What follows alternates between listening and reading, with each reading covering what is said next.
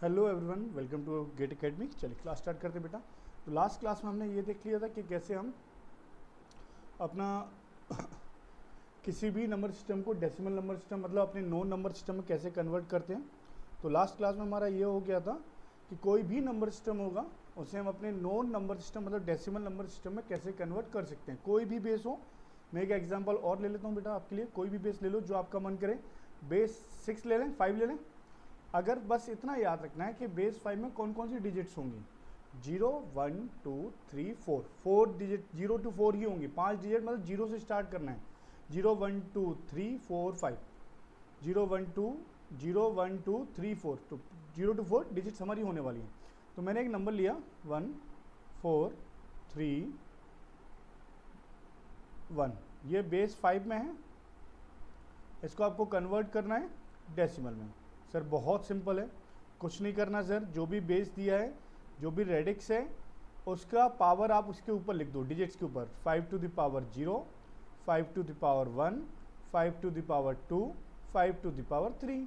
बस हो गया। अब डिजिट्स ले लो और उसकी पावर का मल्टीप्लाई कर दो, प्लस नेक्स्ट डिजिट ले लो उसकी पावर का मल्टीप्लाई कर दो, प्लस नेक्स्ट डिजिट ले लो उसकी पावर का मल्टीप्लाई कर दो, प्लस नेक्स्ट डिजिट ले लो उसकी पावर का मल्टीप्लाई कर दो। ये जो भी आएगा एडिशन, मल्टीप्लाई और एडिशन करने के बाद जो भी नंबर आएगा वो हमारा किस में होगा, डेसिमल में होने वाला है। क्लियर है इतना बेटा? कोई अच्छा, अगर इन केस वो आपसे कुछ ऐसा पूछ ले, घुमा दे। अभी तो आपने क्या किया, कोई भी बेस आर में कोई भी बेस होगा जो नंबर दिया है उसको आपने डेसिमल में किया है। अगर वो आपसे घुमा दे, घुमा के पूछे कि आपको डेसिमल में एक नंबर दिया है, डेसिमल में एक नंबर दिया है, उसे कन्वर्ट करना है किसी दूसरे बेस में। समझ में आया? अभी तो हमने क्या किया, किसी भी बेस को डेसिमल में कन्वर्ट कर लिया। अब हमें करना है डेसिमल से किसी दूसरे बेस में। तो क्या अपना टॉपिक आज का क्या है, conversion of decimal number system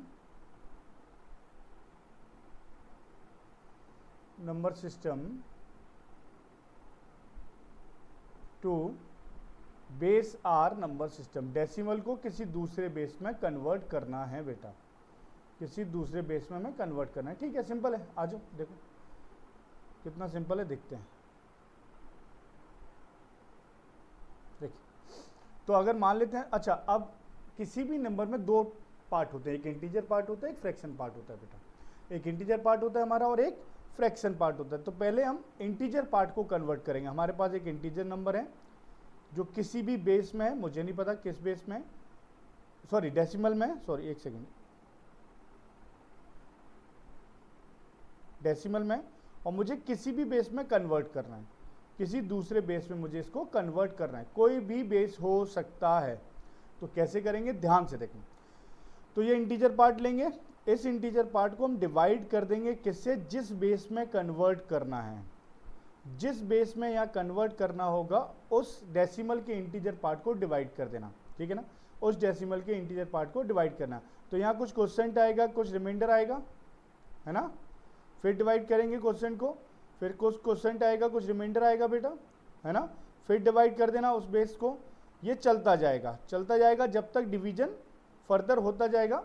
तो मान लेते हैं फाइनली एंड में आपका यहाँ पर कुछ ऐसा क्वोशिएंट या रिमाइंडर बच गया जो डिवाइड नहीं हो रहा। ठीक है ना, डिवाइड नहीं हो रहा। तो जो कन्वर्टेड नंबर आएगा, ये जो कन्वर्टेड नंबर आएगा, ध्यान रखना है बेटा, ध्यान रखना कि इसका जो रिमाइंडर है ना उसको बॉटम टू टॉप लिख देना। इसका जो रिमाइंडर है ना उसको बॉटम टू टॉप लिख देना। इसका जो रिमाइंडर है उसको बॉटम टू टॉप लिख देना। तो इसका जो आंसर आएगा ये आएगा R N dot dot dot R3 R2 R1। ये आपका नंबर आ जाएगा किसमें, किसी भी बेस आर में, किसी भी बेस आर में। एग्जाम्पल देख लो, जैसे कि मेरे पास एक नंबर लिखा हुआ है 19। ठीक है, मेरे पास एक नंबर है 19, ये डेसिमल में, इसको मुझे कन्वर्ट करना है बाइनरी में।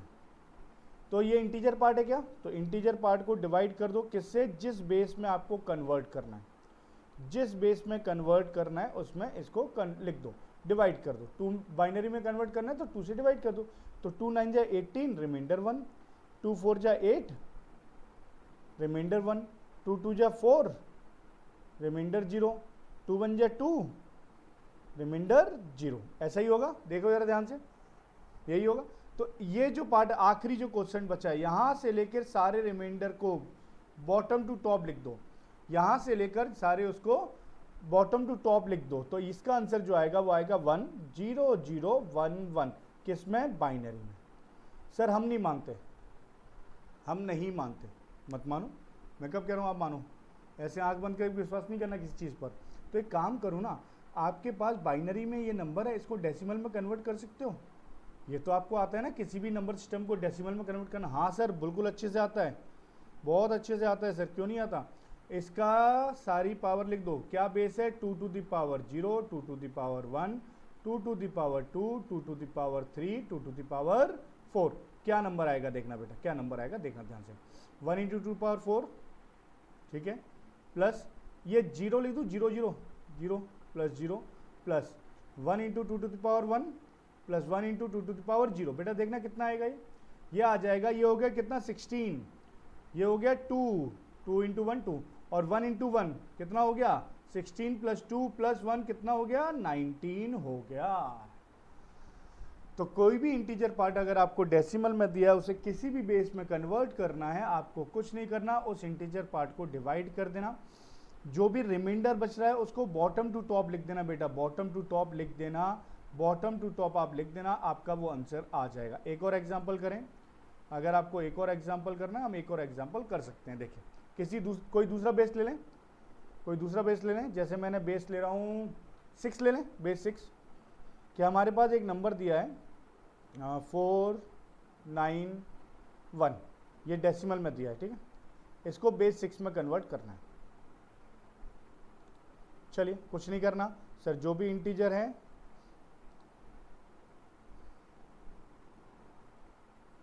उसको 6 से डिवाइड कर दो। हाँ बेटा कितना आएगा बताना है ना। 6 8 जा 48 है ना, 6 8 जा 48, बच गया 11, 6 1 जा 6, रिमाइंडर कितना? 5 है ना। क्या बेस 6 में 5 होता है ना? हाँ सर, बेस 6 में कौन कौन से नंबर होंगे? 0 1 2 3 4 5। हाँ सर बिल्कुल होगा। चलिए 6 1 जा 6, 6 1 जा 6, हाँ 2 गया, 6 3 या 18, 6 4 या 6 3 या 18, 3 है ना। कितना बचा? 21 था ना, 18 हो गया, 21 था 18 हो गया, 3 बचा। हाँ सर 6 2 जा 12, रिमाइंडर कितना? 1। क्या फर्दर डिवाइड होगा क्या बेटा? नहीं, फर्दर डिवाइड नहीं होगा। तो क्या नंबर आ जाएगा सर? इसको ऐसे लिख दो, इसको ऐसे लिख दो, लिख दो बेटा। क्या आएगा नंबर सर? ये आ जाएगा 2 1 3 5। किस बेस में भैया? बेस 6 में। किस बेस में? बेस 6 में। क्या ये क्लियर है सबको? क्या ये क्लियर है? हाँ पक्का। सेकंड पार्ट देखें अब, सेकंड पार्ट देखें। सेकंड पार्ट है हमारा कि अगर फ्रैक्शनल पार्ट आ जाए तो, अगर कोई फ्रैक्शनल पार्ट हमारे पास हो। अच्छा, अगर आपको इसको चेक करना है तो आप चेक कर सकते हो, इसको कन्वर्ट कर दो डेसिमल में, इसको कन्वर्ट कर देना डेसिमल में। तो क्या आ जाएगा answer? 6 to the power 0, 6 to the power 1, 6 to power 2, 6 to power 3। तो आएगा 2 into 6 to power 3 plus 1 into 6 to power 2, 36 तो यही हो गया, 3 इंटू 6 टू पावर 1, 18 ये हो गया, प्लस 5 ये हो गया। तो ये देख लेना आप कितना आ रहा है। हाँ एक बार, तो ये जो आएगा 491 ही आएगा डेफिनेटली। ठीक, चल अगर फ्रैक्शनल पार्ट है हमारा पास, अभी इंटीजर पार्ट का कर लिया हमने, अगर हमारे पास फ्रैक्शनल पार्ट है तो क्या होगा? अगर हमारे पास कोई फ्रैक्शनल पार्ट है, देखिए मान लेते हैं हमारे पास एक फ्रैक्शनल पार्ट है। फ्रैक्शनल पार्ट के लिए पॉइंट लगाना पड़ेगा, डेसिमल पॉइंट। ये आपका डेसिमल में है, इसको कन्वर्ट करना है किसी भी दूसरे बेस में। कैसे करेंगे देखिए।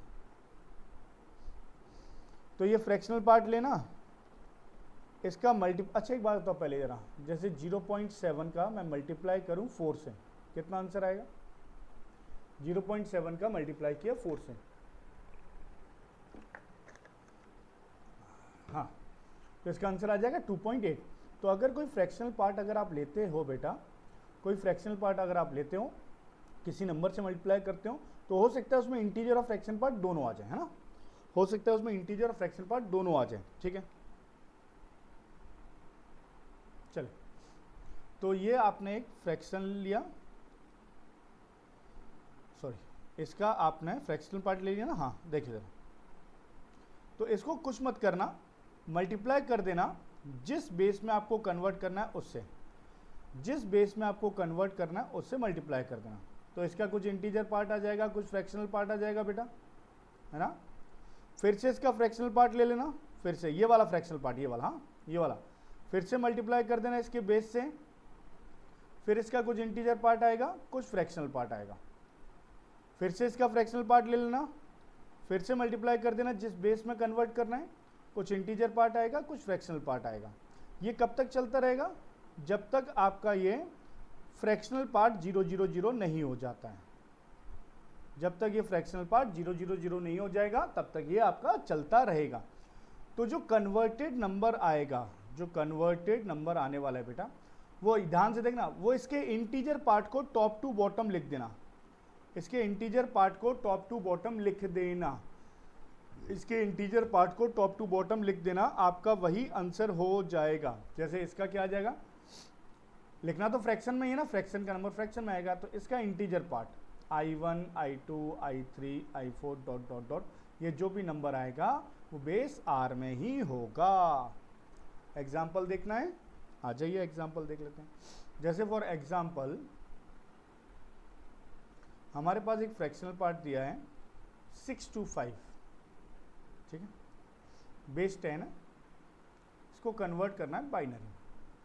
सर बहुत सिंपल है, बहुत सिंपल है सर। ये फ्रैक्शनल पार्ट लिया आपने, मल्टीप्लाई कर दो किससे, जिस बेस में कन्वर्ट करना है। कितना आएगा आंसर, 2 5 जा 10 है ना, 2 2 जा 4 और एक 5, ठीक है, 2 6 जा 12, तो 1.250। फिर से इसका फ्रैक्शनल पार्ट लो, 0.250 इंटू 2, कितना आएगा इसका सर, 0.500 है ना।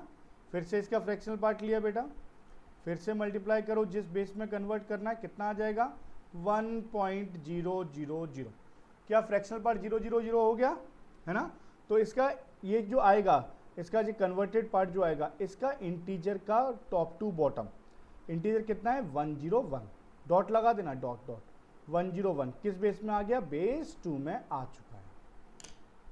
क्या ये सारी चीज़ें सबको अच्छे से क्लियर हैं? दोनों कन्वर्जन हमारे हो गए, base R to decimal, decimal to base R. एक और एग्जांपल ले लेते हैं, आ जाओ ये देख लीजिए एक बार और, याद रखना है टॉप टू बॉटम लेना है। यहाँ पर जब फ्रैक्शनल करेंगे और इंटीजर जब करेंगे तो बॉटम टू टॉप लेना है, ये चीज़ याद रखना बस बेटा। चलिए एक और एग्जाम्पल लेते हैं, इसको आप एक काम करो, इसी को अब आप बेस 4 में कन्वर्ट करो, बेस 4 में कन्वर्ट करना है बेटा। एक डेसिमल फ्रैक्शनल पार्ट दिया है, अब हमें बेस 4 में कन्वर्ट करना है। कैसे करेंगे, मल्टीप्लाई कर दो फ्रैक्शन को जब तक आपका वो फ्रैक्शनल पार्ट 000 ना हो जाए।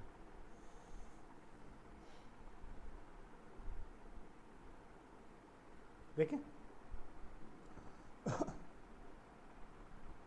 ठीक, तो आपने ये फ्रैक्शनल पार्ट लिया बेटा, मल्टीप्लाई किया 4 से, कितना आएगा 4 5 जा 20 का 2, हाँ 4 8 जा 4 2 जा 8 और 2 10 का 1, 4 से 24 24 एक मिनट 24 और 1 25,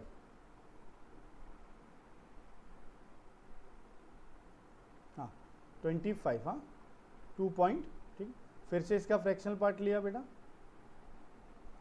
फिर से मल्टीप्लाई किया 4 से, कितना आएगा 0 0, 4 5 जा 20 हो गया फ्रैक्शनल पार्ट 0, तो इसका आंसर कितना आएगा 0.22 किस बेस में, बेस 4 में, ठीक है। सर मुझे कुछ गड़बड़ लग रहा है, ठीक है बेटा एक काम करो, ये जो फ्रैक्शनल पार्ट आया है ना, ये जो फ्रैक्शन पार्ट आया है हमारा, इसको वापस डेसिमल में कन्वर्ट करके देख लो ना। ये जो फ्रैक्शनल पार्ट बेस 4 में आया है, इसको डेसिमल में कन्वर्ट करके देख लो। कैसे करेंगे सर, डॉट लगाए तो पावर कितनी होगी 4 टू पावर -1 4 टू पावर -2, ठीक है। तो क्या आंसर आएगा सर, ये आ जाएगा 2 into 4 to power -1 plus 2 into 4 to the power -2, ये डॉट लगाए बेटा डॉट, ये आ जाएगा आंसर 2/4 प्लस 2/16 ऐसा ही आएगा। तो इसको जरा सॉल्व कर दो, बस सॉल्व करना है।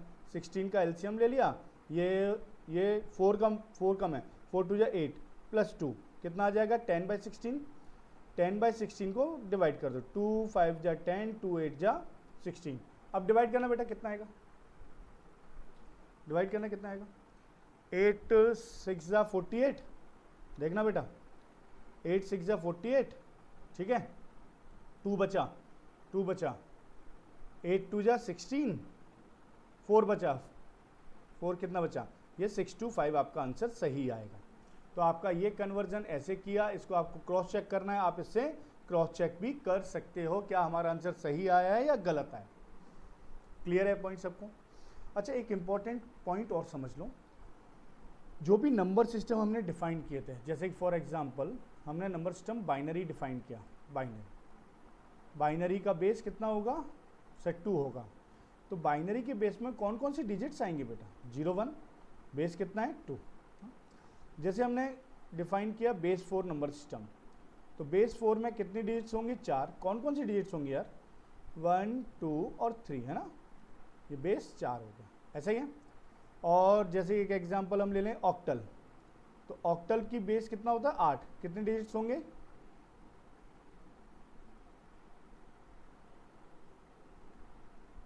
ये डिजिट्स होंगे आपके यहाँ बेस 8। और ले लो डेसिमल, ले लो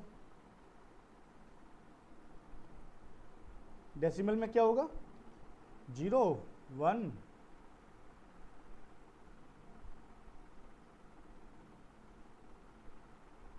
ये डिजिट्स होंगे, है ना।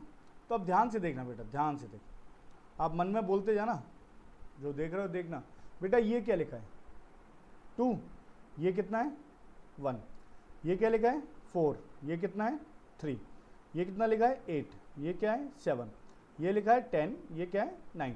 क्या समझ में आया इससे आपको, क्या समझ में आया बेटा? हाँ सही समझ रहे हो आप, जो समझ रहे हो आप बिल्कुल सही है। क्या समझ में आया कि कोई भी नंबर सिस्टम में अगर किसी नंबर सिस्टम का बेस r है, तो उस नंबर सिस्टम के अंदर जो हाईएस्ट डिफरेंट कैरेक्टर की वैल्यू जो होगी, सबसे बड़े डिफरेंट कैरेक्टर की जो वैल्यू होगी, वो हमेशा r-1 होगी। अगर किसी का बेस r है, तो उस बेस नंबर सिस्टम के अंदर जो हाईएस्ट डिफरेंट कैरेक्टर होगा उसकी वैल्यू r-1 होगी, पहला पॉइंट। दूसरा, अगर किसी नंबर सिस्टम में हाईएस्ट डिफरेंट कैरेक्टर की वैल्यू r है, तो उसका बेस कितना होगा।